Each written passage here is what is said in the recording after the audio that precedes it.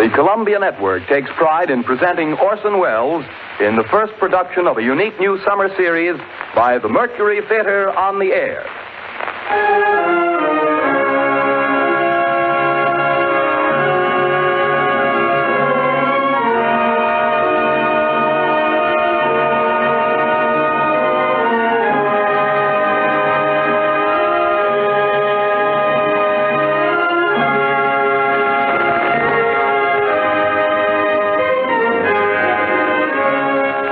In a single year, the first in the life of the Mercury Theatre, Orson Welles has come to be the most famous name of our time in American drama. Says Collier's magazine, 23-year-old Orson Welles threw a bombshell into Broadway. Robert Benchley writes in the New Yorker, the production of the Mercury is, I should say, just about perfect. Time magazine declares, the brightest moon that has risen over Broadway in years. Welles should feel at home in the sky, for the sky is the only limit which his ambitions recognize. And finally, the United Press remarked, meteoric rise of Orson Welles' Mercury Theatre continues unabated. With 4 hit shows in its first year, the Mercury might well close its door on a season unparalleled in Broadway history. But Mr. Welles has long been working on a project for a greater audience, the Broadways of the entire United States. The Columbia Network is proud to give Orson Welles the opportunity to bring to the air those same qualities of vitality and imagination that have made him the most talked-of theatrical director in America today. And it is this project which Columbia brings you this summer, the first time in its history that radio has ever extended such an invitation to an entire theatrical institution. But here is Orson Welles himself to tell you about it. The director of the Mercury Theatre, the star and producer of these programs, Orson Welles. Good evening. We're starting off tonight with the best story of its kind ever written. You will find it in every representative library of classic English narratives. It is Bram Stoker's Dracula. The next time I speak to you, I am Dr. Arthur Seward. George Coulouris plays Jonathan Harker, and Martin Gabel plays Dr. Van Helsing. It is Dr. Seward who tells the story, and so for the moment, goodbye, ladies and gentlemen. I'll see you in Transylvania. The Mercury Theatre on the Air presents Orson Welles as Count Dracula in his own version of Bram Stoker's great novel, Dracula.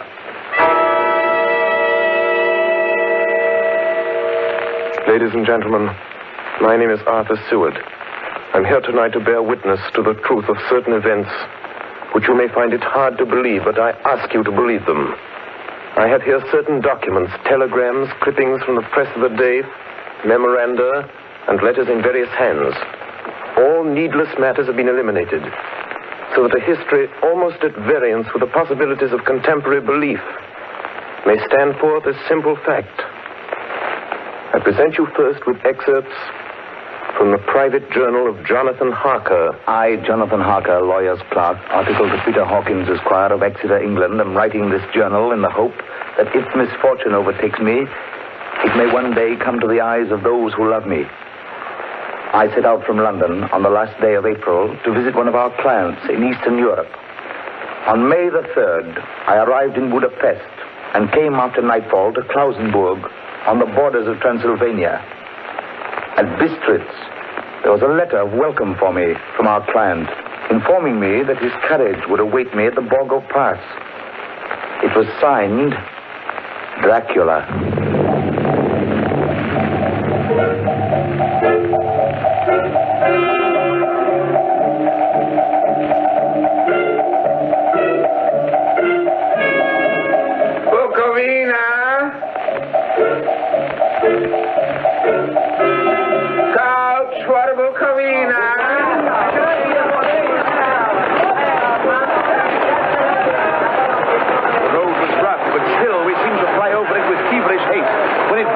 There seemed to be some excitement among the passengers. They kept speaking to the driver and looking at me and urging him on to greater speed. The crazy coach rocked on its great leather strings. The mountains seemed to come nearer to us on either side. Coachman! Coachman! What is it? Where are we? You're nearing your destination, young hare. This is the Borgo Pass.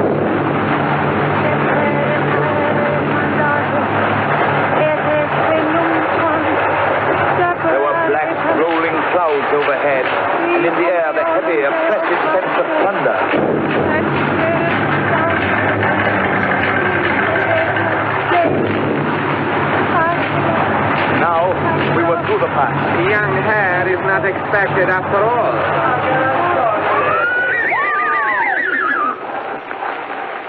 You are early tonight, my friend. A caleche with 4 horses are drawn up beside us. Let me help you, sir. The coachman smiled, and the lamplight fell on a hard-looking mouth with very red lips and sharp-looking teeth as white as ivory. We began to move. I looked back. The coach and its load of passengers had vanished from sight. We swept into the darkness of the pass. I struck a match. It was within a few minutes of midnight. And then a dog began to howl somewhere far down the road. The wind was rising. It moaned and whistled through the rocks, and the branches of the trees clashed together as we swept along. It grew colder and colder still, and fine powdery snow began to fall. The baying of wolves sounded nearer and nearer, as though they were closing round us from every side. We kept on ascending, always ascending. The howling of wolves was growing less. Presently, it ceased altogether. And just then, the moon broke through the black clouds. I saw around us a ring of wolves running alongside the carriage. In silence, with white teeth and lolling red tongues, with long sinewy limbs and shaggy hair. Welcome to my house. I must have fallen asleep. The carriage had pulled up in the courtyard of a vast ruined castle. The coachman was nowhere to be seen. Welcome to my house.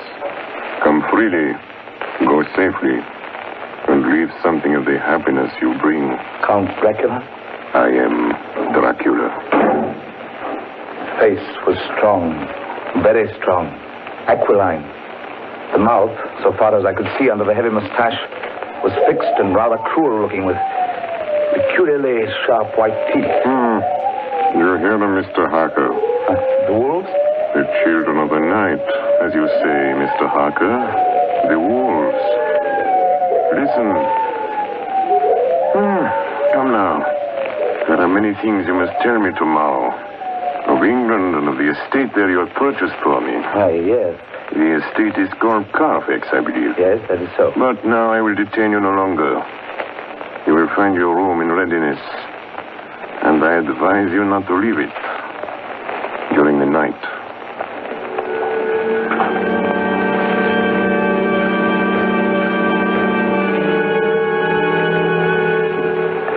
This castle is on the very edge of a terrible precipice.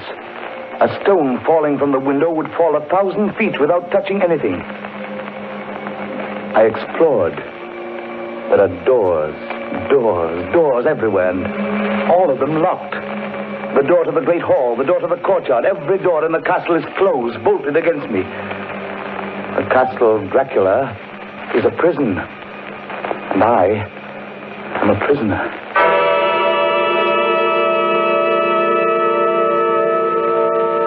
The next night, I couldn't sleep. So after a few hours, I got up and, lighting my candle, I placed my shaving mirror on the dressing table and was just beginning to shave. You seem restless, Mr. Harker. I hadn't seen him, although the reflection of the glass covered the whole room behind me. I turned to the glass again. I could see him over my shoulder, but there was no reflection of him in the mirror. It was blank. I started and cut myself on the side of the throat. The blood was trickling down my neck. Count, my mirror! The blood! The blood! Wipe the blood from your face, Mr. Harker. And take care how you cut yourself. It is more dangerous than you think in this country.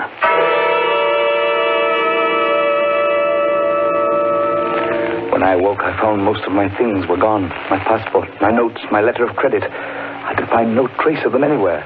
And my door is locked from the outside. June 20th. There is work of some kind going on in the castle. Now and then I hear the faraway muffled sound of mattock and spade. And last night, the second of the predated letters which Dracula made me write, the second of that series which is to blot out the very traces of my existence from the earth, went forth.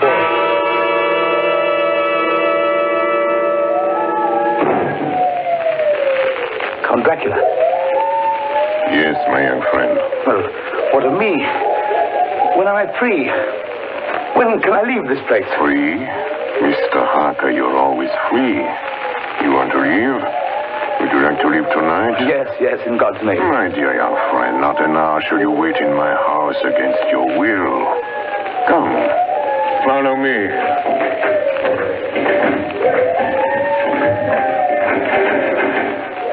The door seems to be bolted. How strange. The door is locked. Well, in God's name, open it. As you will, Mr. Harker.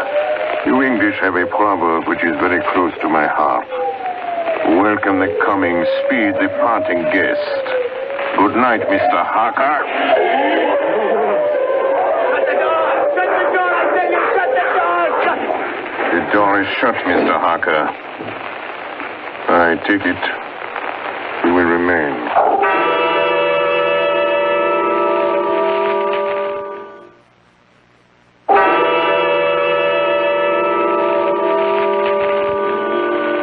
Morning, June the 30th. These may be the last words I ever write in this diary. Oh, God preserve my sanity. I have never seen Count Dracula by day. At sunrise, at the first cockcrow, he is gone. I do not understand these things. I only know that the wolves obey him, and that he is a man with hair on the palm of his hands, with sharp teeth, and no blood in his face. He casts no shadow. He cannot be seen in a glass. And he moves like a bat across the sheer face of the castle walls. He eats no food and is mortally afraid of the crucifix. As I write this, I hear in the courtyard the rolling of heavy wheels and the cracking of whips. And there is in the passageway below a sound of heavy boxes being set down. Boxes shaped like coffins. And I know what they hold. The boxes are filled with holy earth from the chapel beneath the castle. It is the last box being nailed down. And now I hear the heavy feet tramping again. The door's shut. The chains rattle.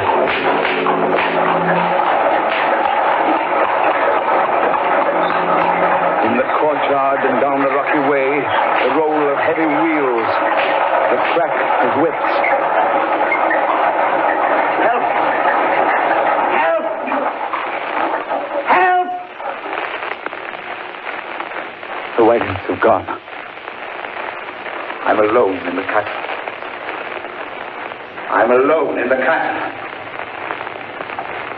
I'm alone in the castle. I'm alone. I'm alone. I'm alone. Ladies and gentlemen, this is Dr. Seward. Mr. Harker's journal terminates at this point. I now present in evidence a clipping dated August 8th of that year from the Yorkshire Telegraph from our correspondent in Whitby. One of the greatest and suddenest storms on record was experienced here today. The weather has been somewhat sultry, but Saturday evening was fine. The band was playing. The piers were crowded with holidaymakers. The wind fell away entirely during the evening, and there was a dead calm. There were but few lights at sea. The only sail noticeable was a foreign schooner under full canvas, which was seemingly going westward. A little after midnight came a strange sound from over the sea, and high overhead the air began to carry a strange, faint, hollow booming. Then, without warning, the tempest broke. And there, with all sails set, was the foreign schooner rushing with terrific speed toward the shore. A searchlight was turned on her. And there, lashed to the helm, was a corpse with drooping head which swayed horribly to and fro at each motion of the ship. A moment later, she crashed. And then a strange thing was seen. At the very instant she touched, a huge dog sprang up on deck from below and, running forward, jumped from the bow onto the sand and, making straight up the east cliff toward the graveyard, vanished into the night. The Coast Guard, going aboard at dawn, found the dead man fastened to a spoke of the wheel. Tightly clutched in one hand was a crucifix. The man must have been dead for quite 2 days. In the pocket of the dead man's coat was found a bottle, carefully corked, containing a roll of paper. This proved to be an addendum to the ship's log. There was found on board only a small amount of cargo, and that of a most unusual nature. Apparently the ship carried nothing but earth, common earth, packed away in wooden boxes, shaped much like coffins.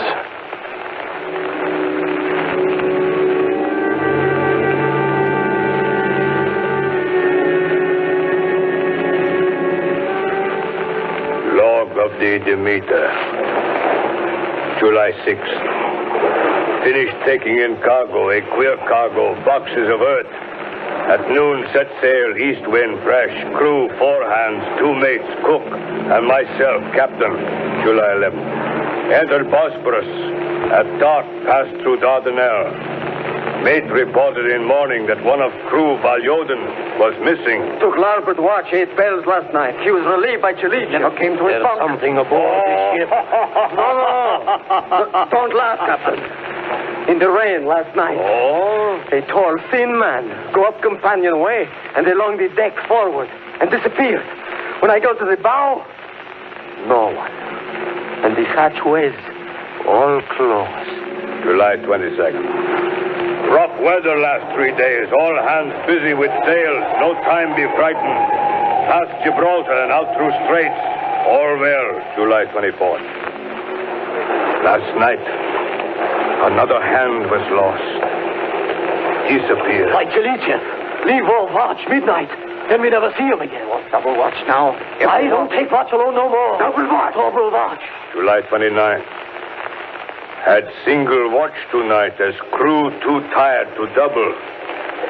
When morning come... Hey! Hey, Milo! Banoiti! Is Banoiti below? Banoiti's gone! Banoiti's gone like the others.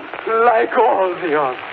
The mate and I have agreed to go armed henceforth, July 30th. Last night, we are nearing England. Weather fine. All sails set. Captain! Captain! The man in the watch in the stairs was missing! Both missing! Now, only self and mate and 1 hand left to work ship. August 3rd. 2 days of fog and not a sail sighted. At midnight, I went to relieve the man at wheel, and when I got to it, found no one there. It's here. I know it now. I saw it. Like a man, tall and thin and ghastly pale. It was in the bows looking out. I gave it the knife, and my knife went through it. What? Empty as air. What is it? What are you talking about? It's here, and I'll find it. It's in the hold. In one of those boxes of earth. I'll unscrew them one by one and see. He is mad. Stark raving mad. It's no use my trying to stop him. He can't hurt those big boxes. They are invoiced as common earth. I know the secret now. The sea will save me from him. That's all that's left. That's all that's left. August 4th.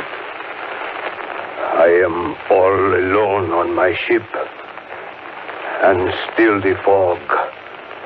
I dared not go below. I dared not leave the helm. So here all night I stayed. And in the dimness of the night, I saw it.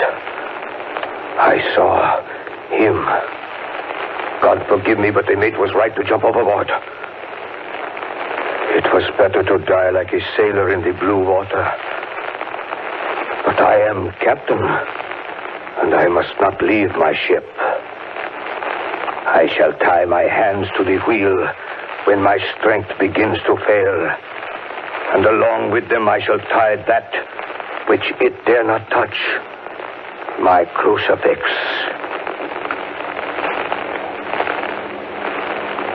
I am growing weaker, and the night is coming on. God and the Blessed Virgin help a poor ignorant soul trying to do his duty.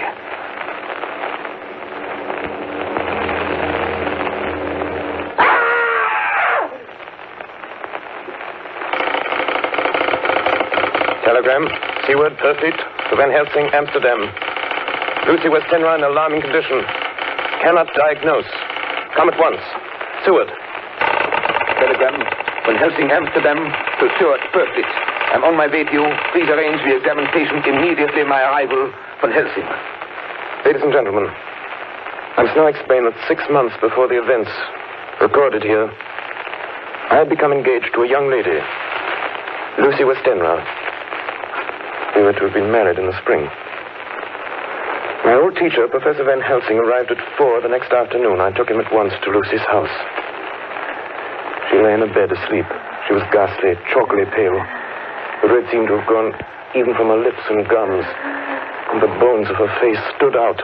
Young Miss is bad. Very bad. She must have blood or she will die. Yet she is not anemic. The qualitative analysis of her blood gives quite normal condition. It is strange. I do not like to think how strange. Look! My God, her throat, look! The black velvet band that she always wore had dragged up a little and showed a red mark on her throat. Just over the external jugular vein were 2 punctures, not large, but not wholesome looking. The edges were white and worn looking. Well? Well, what is it, Professor? What's wrong with her? Speak frankly. You can tell me the worst. I wish I could, Seward. I wish I could. But I do not dare. But won't you tell me anything? I will tell you this. Your young lady is in a danger greater than death. You must believe me. If you leave her for 1 moment and harm befalls, you will not sleep easy thereafter.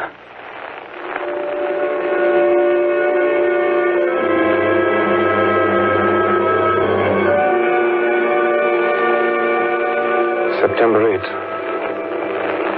I sat up all night with Lucy. Arthur, I'm afraid. Night, dear. You can sleep tonight. I'm here watching you. Nothing can happen. And I promise if any sign of bad dreams, if I see anything, I'll wake you at once. Will you really? Then I'll sleep. I sat all night by her bedside. She did not wake once during the night, although her brows or a bat or something flapped almost angrily against the window panes. September 11th. Still quoting from my private journals. At this time that I received a message from Purfleet. Read 10:20 p.m. St. John's Hospital, serious complications, case 891, your immediate presence, London, imperative. I had no choice. Sometime later, a paper was found among Lucy Westenra's belongings. I write this and leave it to be seen so that no one may by any chance get into trouble through me. I went to bed as usual, taking care that the window was closed, as Dr. Van Helsing had directed. About 2 a.m, I awakened. I went to the door, called out, "Arthur! Arthur!" There was no answer. Something's broken the window. I'm in the room, alone. I dare not go out. The house seems empty. The air is full of specks, floating, circling in the draught from the window. The light burns blue, dim. What am I to do? Something very sweet and very bitter all around me. Nothing sinking into deep water. You shall be flesh of my flesh, blood of my blood. September 12th. Late. Only resolution and habit can let me make an entry tonight. We found her sprawled on the floor. There was a draft in the room from the broken window. Her throat was bare, showing the 2 wounds, looking horribly white and mangled. We are too late, my friend. We have failed. God's will be done. She's dying. Yes. She's dying. Stay beside her. It will make much difference, mark me, whether she dies conscious or in her sleep.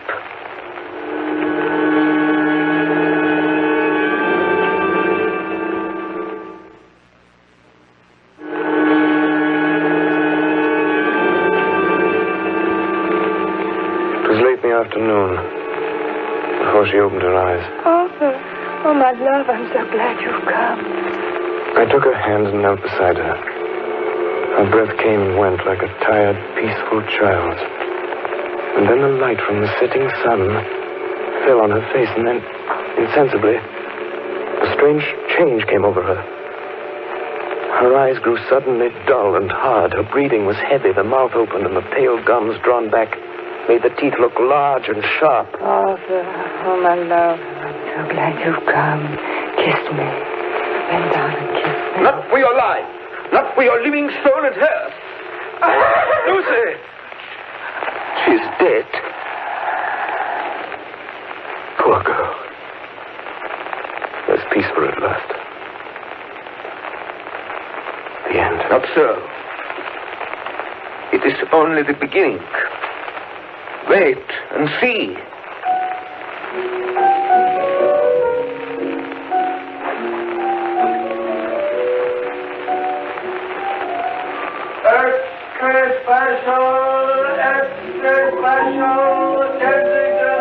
Westminster Gazette, September 25th. A Hempstead mystery. The Kensington Horror, the stabbing woman, and the woman in black are vividly recalled to mind by a series of events that have taken place recently in the neighborhood of Hempstead. Several cases have occurred of young children straying from home or failing to return from their playing on the heath. In all these cases, the children have given as their excuse that they have been with a beautiful lady who offered them chocolates. In each case, the child was found to be slightly torn or wounded in the throat. The wound seemed such as might be made by a rat or a small dog.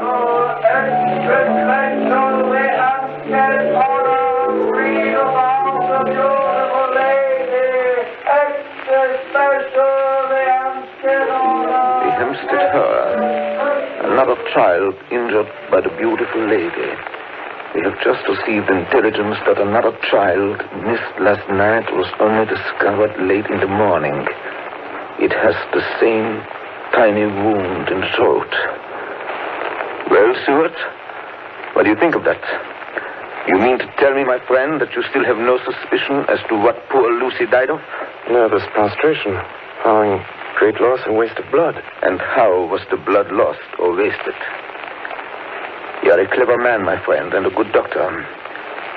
But you do not believe that there are things that you cannot understand. You are wrong, Seward. Are you aware of all the mysteries of life and death? Can you tell me why in the pampas there are bats that come at night and open the veins of cattle and horses and suck dry those veins? How in some islands of the western seas there are bats which hang on trees all day, and then when the sailors sleep on deck because it is hot, flit down on them, and then in the morning are found dead men, as white as Miss Lucy was? I understand none of these things. Up to tonight, Seward. If you dare to come with me, perhaps then you will understand. September 29th. Before dawn. Now it is done. And I would sooner die 1,000 deaths than live again through what I did this night. We will spend the night, you and I, here in this churchyard where Miss Lucy is buried. We enter the tomb, then we open the coffin. You shall yet be convinced. Take care, Van Helsing. Miss Lucy is dead, is it not so? Then there can be no wrong to her. But if she's not dead... With some difficulty, we found the Westenra tomb. I took up my place behind a yew tree. On one side of the tomb, Van Helsing on the other. I was chilled and frightened. Suddenly, I saw something moving between two yew trees. A dim, white figure which held something at its breast. The figure stopped. I could not see the face, for it was bent down over what I saw to be a fair-haired child. There was a sharp little cry, such as a child gives in sleep, or a dog as it lies before the fire and dreams. Then the thing saw us.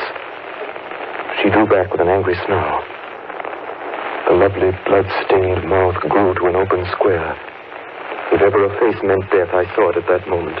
Then suddenly she turned and vanished in the direction of the tomb. The child is not harmed. We leave him in a safe place where the police find him. There's more to do. Come. Now we were in the tomb. Then in the coffin, the thing lay. Like a nightmare of Lucy, the pointed teeth, the blood-stained mouth. Then Helsing never looked up. From his bag he took out a book, his operating knives, a heavy hammer, and a round wooden stake, some 2 or 3 inches thick, sharpened to a fine point, and hardened over a fire. Seward! The life of this unhappy woman is just begun. When she become what you call undead, there comes with the change the curse of immortality. She cannot die, but must go on age after age, adding new victims. Because all that die from the preying of the undead become themselves undead and prey on others. So the circle goes on, ever widening as the ripples from a stone thrown in the water. But if this lady, this undead, be made to rest as true dead, then the soul of the poor lady whom we love shall be again free. Tell me, what am I to do? Take this stake in your left hand, the hammer in your right. Yes. Place the point over the heart. Yes. Then, when I begin the prayer for the dead, in God's name strike. Are you ready? Now, Domine Jesu Christe, Fili de vivi, qui manus tuas ex voluntate Patri.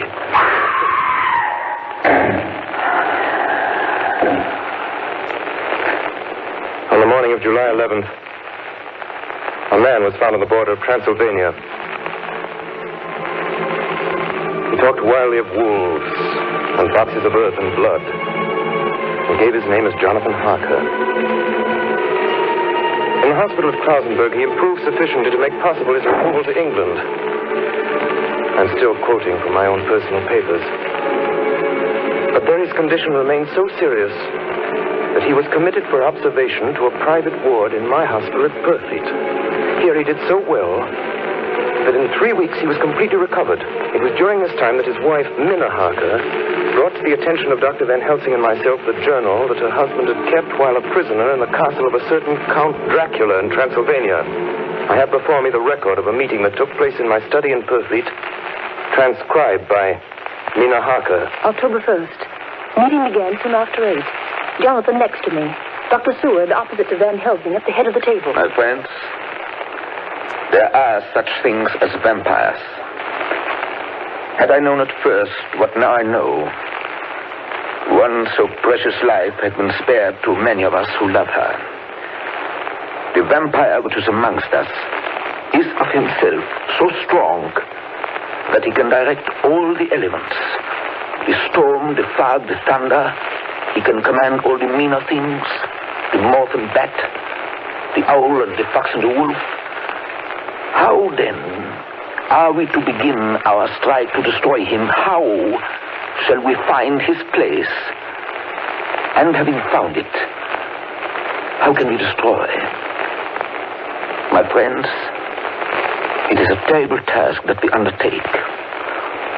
To fail here is not mere life or death. If we fail, we become as him. Foul things of the night, as him. What do you say? I answer for myself. Come in. I'm with you. The professor laid a small golden crucifix on the table.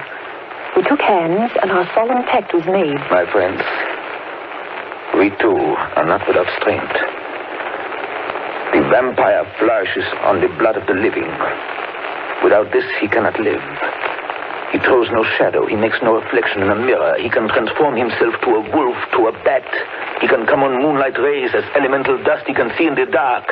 He can do all these things. Yet he is not free. His power ceases at the coming of the day. Then, until night, he must remain in the shape in which he finds himself, and except in his coffin home, in those earth boxes he cannot rest. When we can confine him in his coffin, then, my friends, if we obey what we know, we will destroy him. At that moment, something flapped wildly against the window, then... Did you hit it? I don't know. We looked out of the window. Against the black skies, could see nothing. Data in our possession. From the Count's castle in Transylvania to Whitby came 50 boxes of earth. All of these, to our certain knowledge, were delivered at Carfax. Recently, 12 of these boxes have been removed. First step, ascertain whether all the rest remain in the deserted house next door or whether any more have been removed. We must trace each of these boxes and sterilize the earth with holy water so that he can no longer seek safety in it. And we must hurry. The events of the next few days are described in Jonathan Harker's journal. October 2nd, 5 a.m. Just returned from the empty house. Left Mina here at home. Well, we've done our work at Carfax. The place was filthy. The air stagnant and foul and alive with rats. We counted the boxes. Only 38 of them. And over each one, the professor went through his same mysterious work. It was dawn when we got back. I found Mina asleep. She looks paler than usual. October 2nd. Soon after they left, I fell asleep. I remember hearing the sudden barking of the dogs. And then there was silence. I got up and looked out of the window. There was a thin streak of white mist moving across the grass along the wall of the house. It dawned on me that the air in the room was heavy and dank and cold. The gaslight came only like a tiny red spark through the fog. I could see through my eyelids. The mist grew thicker and thicker. Then, as I looked, the spark divided and seemed to shine on me through the fog like two red eyes.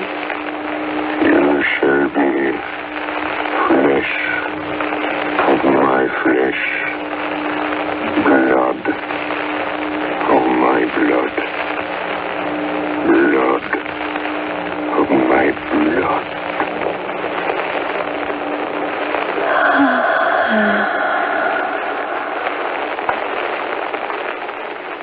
October 2nd, 8 p.m. We're on the track. 12 boxes were delivered last week to an empty house at 347 Piccadilly.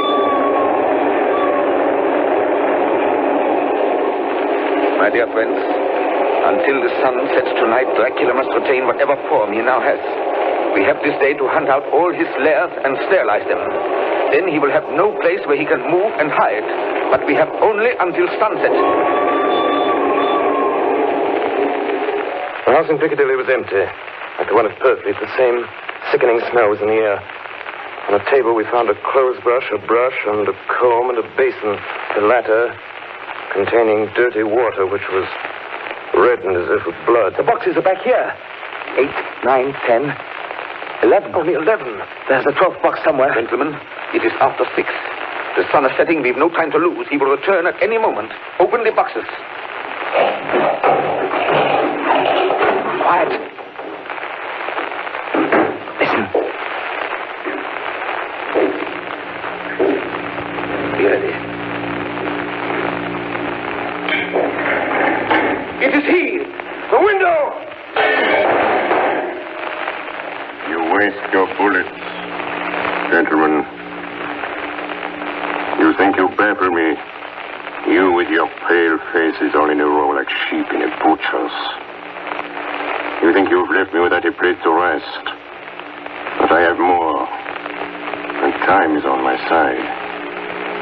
The one you love is mine already. I have known her. Already my mark is on her throat. Flesh of my flesh. Blood of my blood. She is with me always. Over land or sea.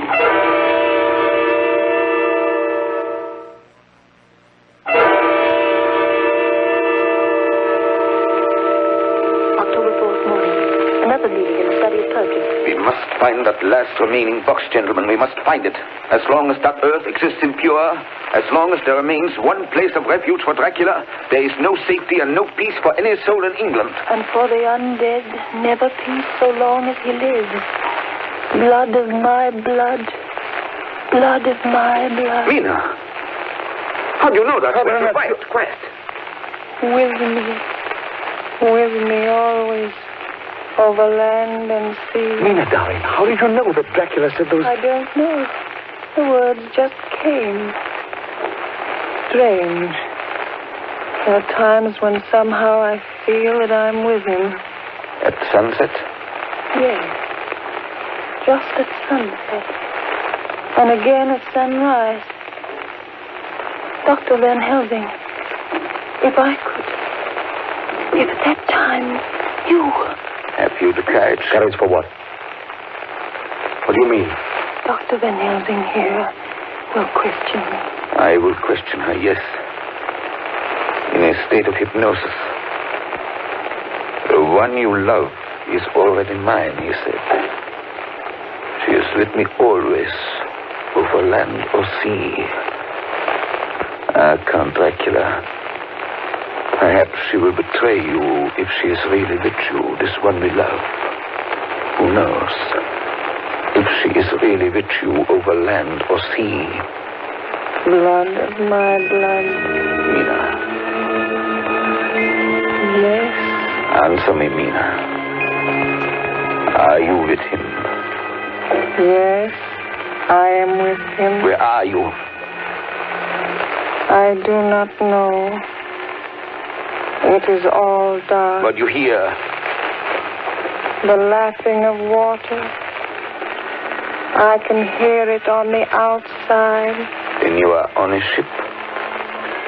Yes. What else do you hear? There is the creaking of an anchor chain. What are you doing? Still. Oh, so still. It is like death. It's like death. Here's a report from Matson Peabody, shipbrokers. Dated October 5th, according to Lloyd's list, the only sailing ship that left for the Black Sea yesterday was the Tsarina Katrina, bound for Varna. Some hours before she sailed, a man came alongside, all in black, driving a cart with a great box in it. This he lifted down single-handed and carried below. No one remembers having seen him after that, as heavy mist came up over Doolittle Dock until sailing time. The rest of London Harbour remained completely clear. Our plans are made. The average sailing time from London to the Black Sea is 3 weeks. We can travel overland to the same place in 3 days. We shall be there waiting for him when he arrives. October 15th, arrive Varna about 5 o'clock. Mina seems stronger. Every morning before sunrise and just before sunset, she speaks to Van Helsing in a trance. Are you with him, Mina? Tell me, are you with him? I am with him. What can you see? Nothing. All is dark. What can you hear? I can hear the waves lapping against the ship and the water rushing by. The wind is high. I can hear it in the shrouds and the bow throws back the foam. So, the Tsarina Katrina is still at sea, hastening on her way to Varna. The Count cannot cross running water, so he cannot leave the ship without being observed. What do you hear, Mina? Lapping waves and rushing water. Darkness. Darkness and wind. A whole week of waiting. Daily telegrams from Lloyd's. Not yet reported. Rushing water and creaking masts. Darkness. Darkness and wind. October 24th. Telegram. Lloyd's, London to Harker. Tsarina Katrina reported this morning. From Dardanelles. Lloyd's, London to Harker, October 28th. Tsarina Katrina in heavy fog reported entering Galatz Harbor at 1 o'clock today. Galatz! Galatz is 38 hours from here, and the first train for Galatz leaves at 6:30 tomorrow morning. My friends, we have lost.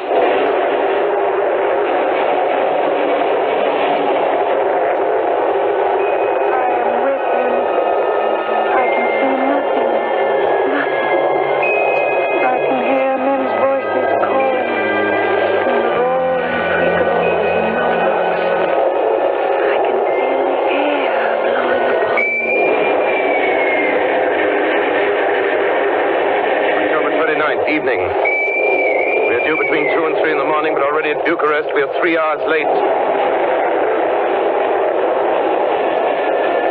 Something's going on. I can feel it passing like a cold wind. I can hear far off confused sounds. Men talking in strange tongues. Tears falling water and the howling of wolves. There's another sound. A queer sound. Like what? Speak, Mina. Speak, I command you. I command you to speak.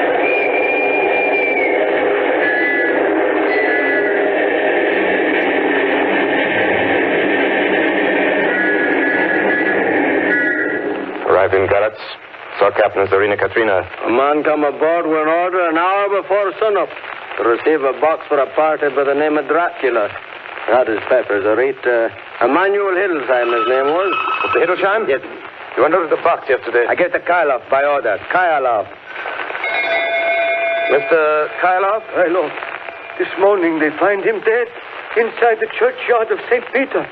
They find him dead with his throat torn open. October 30th evening, there are 2 ways in which Dracula can get back to his own place.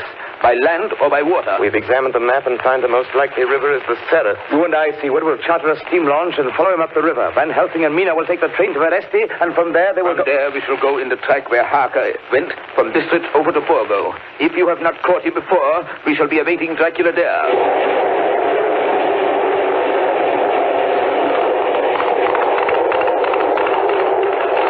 October 31st. We arrived at Veresti at noon, then Helsing and I. Bought a carriage here, and we start in an hour. Our enemy is still on the river.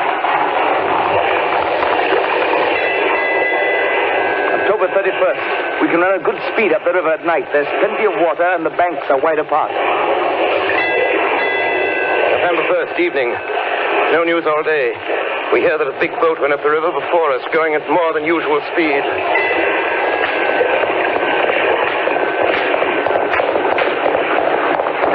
November 4th. All day driving. The country gets wilder as we go. By morning, we shall reach the Borgo Pass. November the 4th, evening. We've left the launch. We've got horses, and we follow on the track along the river. We are armed. Look! Quick! There they are now! Heading west! With the dawn, we could see the Slovaks some miles before us, dashing along the river with their wagons. On it is the great box.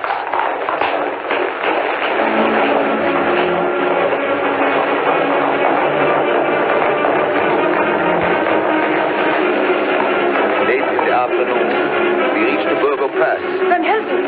Look! Look! We could see a long way all around us. Far off, beyond the white waste of snow, was the river like a black ribbon curling. Between us and the river, not afar off, came a group of men, mounted Slovaks hurrying along. In the midst of them was a wagon which swept from side to side. On the wagon was a great box. Look! We see 2 horsemen following fast, coming up from the south. Now the horsemen are not more than a mile behind. Now the wagon is quite close to us. We can see the great box swaying crazily. Now they are almost upon us.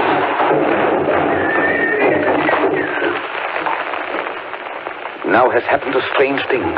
The wagon smashed into a great rock bed in the snow, lost its front wheels, and turned over on its side, jammed against the stone. The horses tore loose from their traces and bolted, and the Slovaks scatter and vanish after them.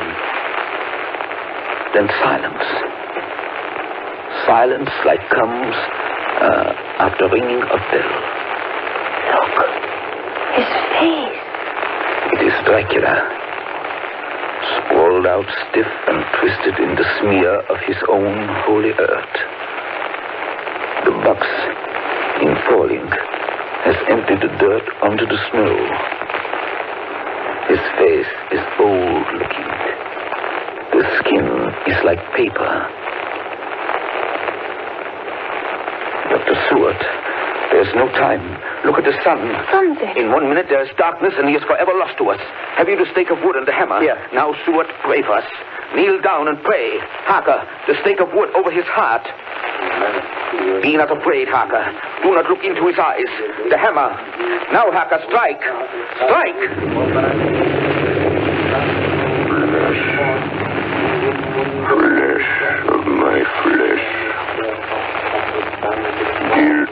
guilt.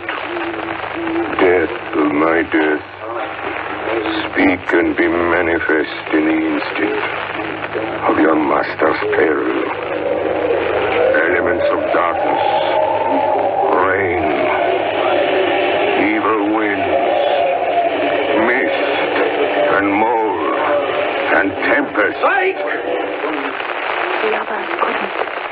But somehow I can hear him speaking behind his eyes. Claw, wing, tooth, scale, tissue of flesh, death of my death, dead and undead. The hand of the living is over your master. Console him, my children. This instant is no longer than the space between two heartbeats. But the night is not here, and I am lonely. Come to your master, my children. Beguile him now in the instant of his peril. Beguile him with the sound of your names. Claw, wing, tooth, scale, tissue of flesh. Strike, Harker, strike! There is one very dear to me who has not answered. My love, Mina. There is less than a minute between me and the night. You must speak for me. You must speak with my heart. Give them to me! Jonathan, give them to me! They're stake of wood and the hammer! Harker! I shall never forget that moment. The look on poor Mina's face as she stood there, the angry scar standing out on her throat, her eyes like living coals in the last red of the sunset. She had torn the stake and the hammer out of my hands with the strength of an animal. Mina, do you know what you've done, woman? You know what you've done to us? You've released him. The evil is free. Look! The sun! As we looked down at Dracula, the eyes saw the sinking sun, and the hate in them turned to triumph. Flesh of my flesh. Come to me, my love. Come into the night and the darkness. You have served me well, my love. My bride.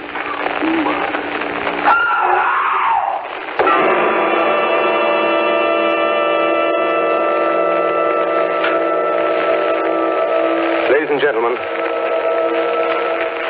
all the evidence in this case is now before you. I've added nothing. And to the best of my knowledge, I've omitted nothing that might help to throw light on the extraordinary events of the year 1891, which culminated on that terrible evening in the Borgo Pass. There remains only this one last report. When Mina Harker seized the stake and hammer from her husband, I believe she was under some form of hypnosis. She herself remembers nothing. But whatever influence was at work on her, she must, at the last moment, have rejected it. For at the exact instant the sun disappeared, it was Mina Harker who drove the stake through the heart of the thing that called itself Dracula. At that same instant, even as we looked, the wound on the side of her throat was no more. As for Dracula, before the scream of the creature had died from our ears, the whole body crumbled into dust and passed from our sight. In the final moment of dissolution, there was in the face a look of peace, such as I never could have imagined might have rested there.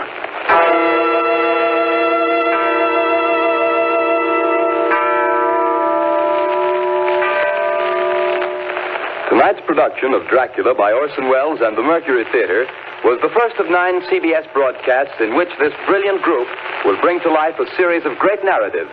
In the cast tonight, Dr. Van Helsing was played by Martin Gabel, Jonathan Harker by George Coulouris, Dr. Seward by Orson Welles, the Russian captain by Ray Collins, the mate by Karl Swenson, Mina Harker by Agnes Moorehead, Lucy Westenra by Elizabeth Farrar, and Count Dracula by Orson Welles.